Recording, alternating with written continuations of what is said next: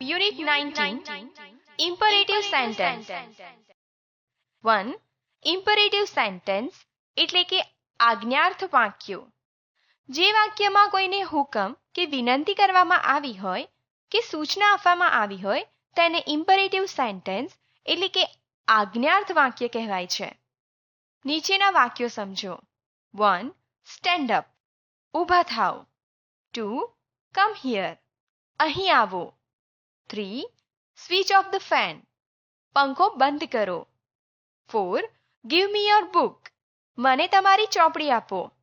આજ્ઞાર્થ વાક્યની શરૂઆત ક્રિયાપદના મૂળ રૂપથી થાય છે. વાક્યને અંતે પૂર્ણ વિરામ મુકાય છે.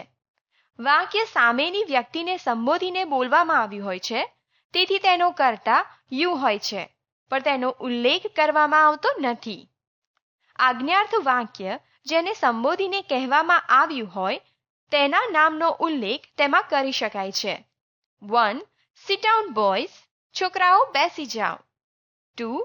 Anil, stand in the corner, Anil પેલા ખૂણામાં ઊભો રહે.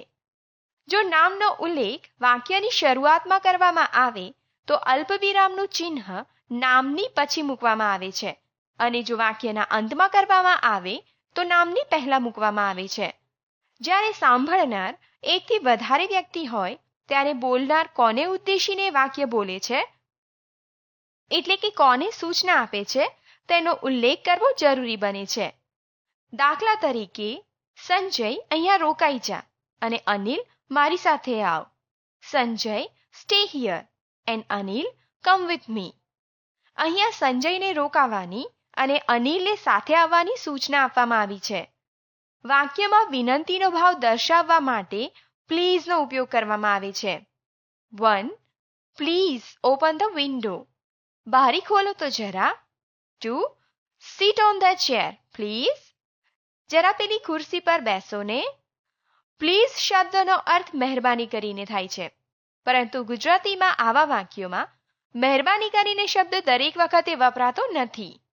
જો પ્લીઝ વાક્યની શરૂઆતમાં મૂકવામાં આવે તો તેની પછી અલ્પવિરામનું ચિહ્ન મૂકવામાં આવતું નથી, પરંતુ પ્લીઝ વાક્યને અંતે મૂકવામાં આવે તો તેની આગળ અલ્પવિરામનું ચિહ્ન મૂકવામાં આવે છે.